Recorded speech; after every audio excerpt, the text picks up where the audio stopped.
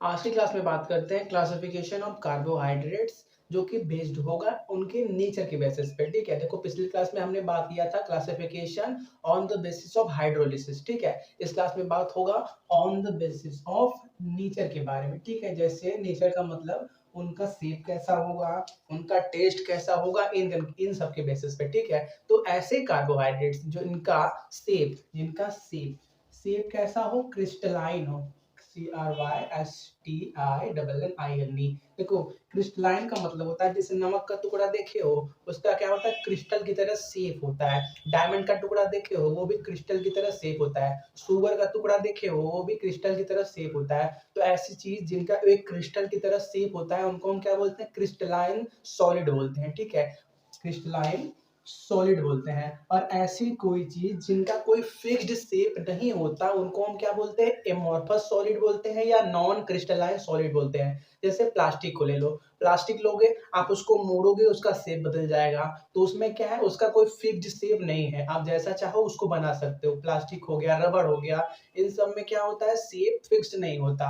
तो उनको हम क्या बोलते हैं, नॉन क्रिस्टलाइन या अमॉर्फस। उनकी बात अभी नहीं कर रहे हैं। तो देखो ऐसे कार्बोहाइड्रेट्स जिनका शेप कैसा हो, क्रिस्टलाइन हो। ठीक है, और जिनका टेस्ट कैसा हो, जिनका टेस्ट स्वीट हो, क्या, जिनका टेस्ट स्वीट हो और वो वाटर में क्या हो, सॉल्युबल हो, ऐसे कार्बोहाइड्रेट्स को हम बोलते हैं शुगर बोलते हैं। क्या बोलते हैं, शुगर बोलते हैं। ठीक है, तो देखो पहला हमारा चल रहा है शुगर। ठीक है, on the basis of nature जो पहला कार्बोहाइड्रेट हम क्लासिफाई करेंगे उसको बोलते हैं शुगर। तो शुगर का क्या होता है, उसका क्रिस्टलाइन सॉलिड शेप होता है, टेस्ट स्वीट होता है और वो वाटर में सॉल्युबल होता है। ठीक है, जैसे पिछले क्लास में हमने मोनो, ओलिगो और पॉलीसेकेराइड्स की बात की थी। अगर उन तीनों के अंदर से एग्जांपल की बात करें तो आपके जितने मोनोसेकेराइड्स और जितने आपके ओलिगोसेकेराइड्स होते हैं वो सभी शुगर्स की कैटेगरी में आते हैं। ठीक है,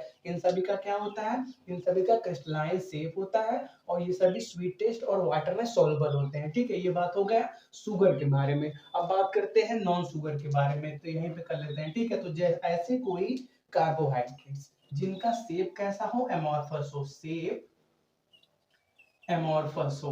देखो ये क्रिस्टलाइन सॉलिड और एमॉर्फस सॉलिड आपने क्लास 12 सॉलिड स्टेट में पढ़ा होगा, तो वहां से आप क्या कर सकते हो, कंपेयर कर सकते हो, वही बात चल रही है। ठीक है, एमॉर्फस, एमॉर PHOUS, इनके अंदर क्या होता है, जो पार्टिकल्स का अरेंजमेंट होता है वो फिक्स नहीं होता, जिसकी वजह से उनका शेप फिक्स नहीं होता। ठीक है, इनमें क्या होता है, शेप क्या होता है, फिक्स नहीं होता।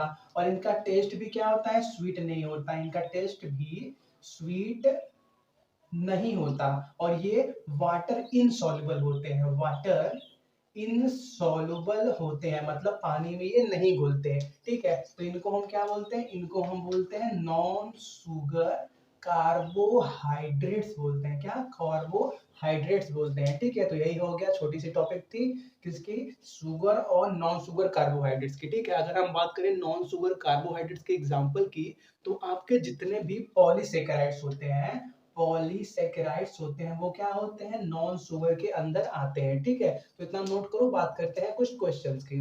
एक बात और देख लो, ये जो आपके नॉन शुगर होते हैं इनका स्वीट टेस्ट नहीं होता, या आप ऐसा भी बोल सकते हो कि जो आपके नॉन शुगर होते हैं वो टेस्ट लेस होते हैं। ठीक है, टेस्ट लेस होते हैं, मतलब इनके अंदर कोई टेस्ट ही नहीं होता। ठीक है, चलो नोट कर लो।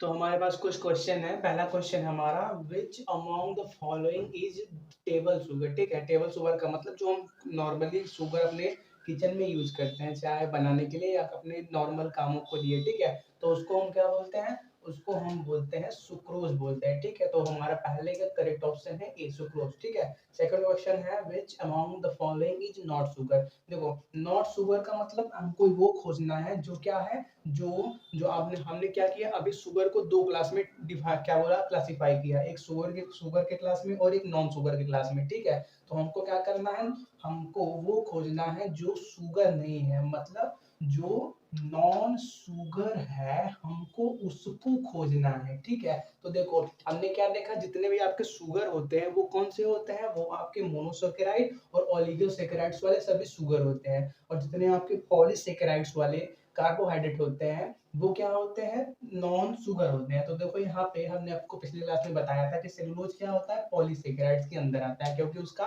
मॉलिक्यूलर फॉर्मूला, मॉलिक्यूलर वेट बहुत बड़ा होता है, इसलिए ये क्या हो गया, नॉन शुगर के अंदर आ गया। मतलब ये क्या है, ये शुगर नहीं है। तो इसका करेक्ट ऑप्शन सी हो गया। क्वेश्चन नंबर 3 हमारे पास है, which among the following is milk sugar, मतलब मिल्क के अंदर कौन सा शुगर पाया जाता है। ठीक है, तो आपने बहुत लोगों को देखा होगा, उनको लैक्टोस नाम की बीमारी होती है, मतलब लैक्टोस इंटॉलरेंस जिसे कुछ बोलते हैं, जिसका मतलब क्या होता है, उनको दूध से एलर्जी होती है। ठीक है, तो देखो दूध में लैक्टोस नाम का कार्बोहाइड्रेट पाया जाता है। ठीक है, इसका करेक्ट ऑप्शन है थर्ड सी। ठीक है, तो आज की क्लास के लिए इतना ही रखते हैं, मिलते हैं नेक्स्ट क्लास में, और क्या बोलते हैं, नेक्स्ट क्लासिफिकेशन के साथ। तब तक इतना नोट करो,